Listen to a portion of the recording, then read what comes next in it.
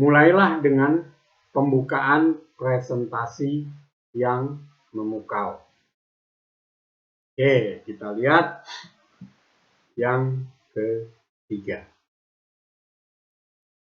Kita lihat yang ketiga. Nah, sekarang yang ketiga. Apa sih yang ketiga?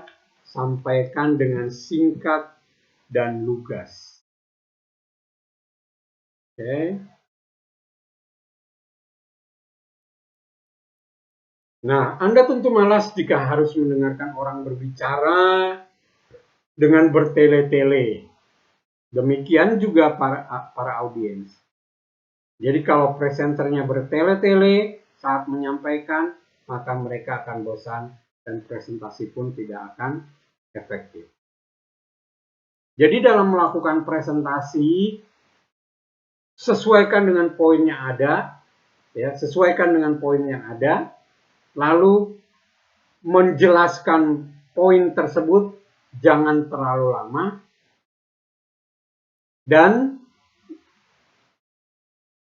jika sudah selesai dengan penjelasan yang poin yang pertama, lanjutkan dengan poin yang kedua, dan lain begitu seterusnya. Nah, sehingga kalian bisa mulai dengan tidak dengan cara seperti itu kalian tidak akan bertele-tele, ya. Dan tentu kalian juga di sini bisa ada satu pernyataan di sini, singkat atau tidaknya presentasi bukan hanya dilihat dari lama atau tidaknya Anda berbicara, tapi juga materi pendukung presentasi yang Anda sajikan. Nah, materi pendukung presentasi. Materi pendukung presentasi, ya pertama ya harus teks, tapi bisa juga didukung dengan audio, video, gambar, dan lain sebagainya. Ya, saya di sini tidak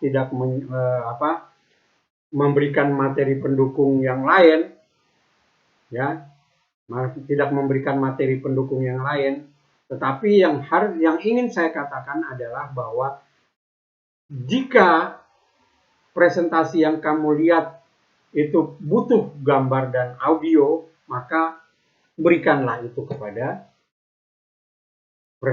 presentasi saudara, sehingga orang akan bisa melihat bahwa kalian benar-benar mempersiapkan presentasi itu dengan baik.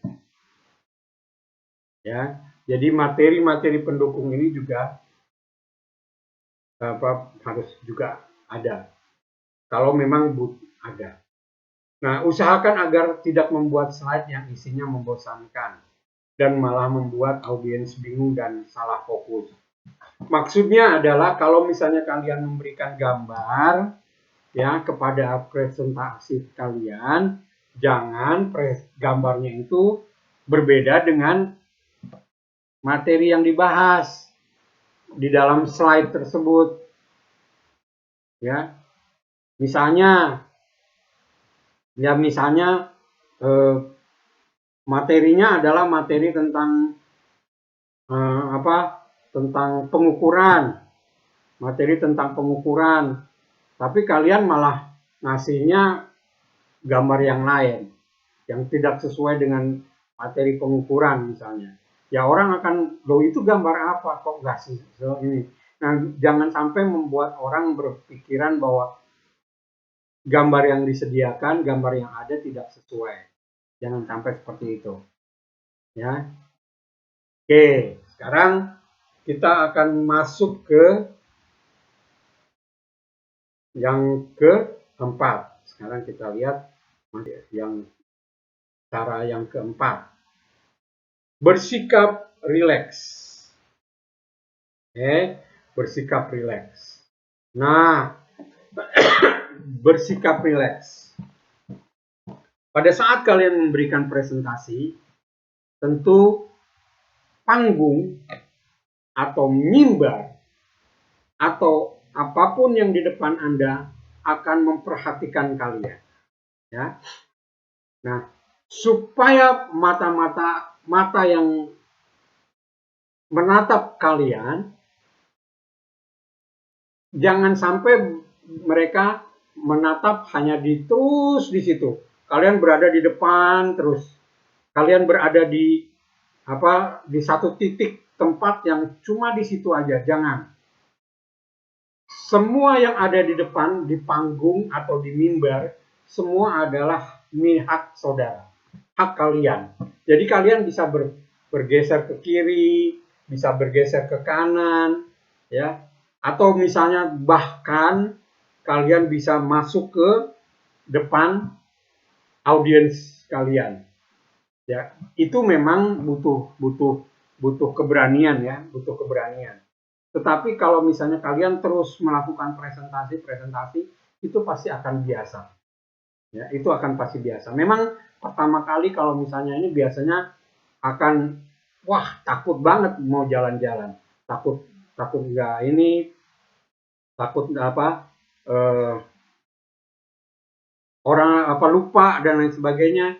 Enggak, tapi kalau misalnya kalian benar-benar bersikap rileks, bersikap percaya diri, pasti pada saat kalian berjalan-jalan pun itu tidak akan membuat kalian lupa.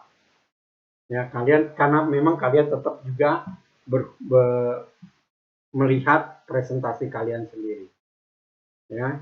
Nah, kenapa bersikap rileks dengan cara seperti itu? Supaya audiens yang mendengarkan ini akan merasa lebih dekat dengan Anda. Kalau audiens merasa dekat dengan si presenter, maka mereka akan lebih mempercayai. Ya, apalagi kalau kalian menjual produk. Nah, kalau kalian menjual produk, tentu produk itu harus diperlihatkan kepada orang. Jangan hanya sekedar gambar, tapi hasil produk itu kalian bisa langsung perlihatkan kepada audiens. Ini loh, gitu kan? Ini loh, lihat mereka biar mereka lihat hasilnya. Nah, itu akan membuat kalian benar-benar dipercaya dan juga membuat kalian bisa lebih rileks.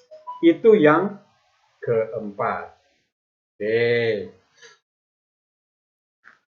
Ya, sekarang kita masuk ke yang kelima. Nah, yang kelima, menggunakan teknologi. Oke.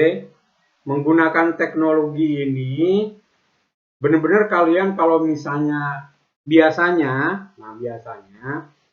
orang melakukan presentasi itu memang bukan hanya sendiri, apalagi dalam tim. Tentu ada orang yang melakukan presentasinya, tapi ada juga orang yang di komputer sebagai operator. Nah, tetapi bagaimana sekarang jika ternyata kalian sendiri yang melakukan presentasi? Nah, kalau kalian melakukan sendiri presentasi, berarti kalian harus benar-benar tahu bagaimana cara untuk menggunakan laptop, pasti kami sudah tahu. Tetapi bagaimana cara menghubungkan antara laptop itu dengan LCD proyektor. Ya, itu juga kalian harus tahu. Jangan sampai tidak tahu. Karena akan membuat kalian, kalau misalnya kalian tidak tahu, sedangkan presentasi harus dimulai, maka itu akan menghancurkan segala pikiran-pikiran yang telah dipersiapkan. Sehingga presentasi itu pasti presentasi yang sangat gagal.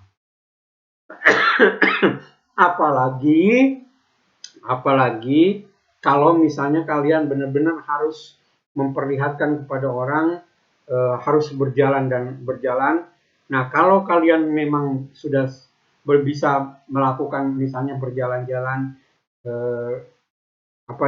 ke kiri ke sana, menguasai panggung. Nah, ada satu alat yang disebut dengan handle remote.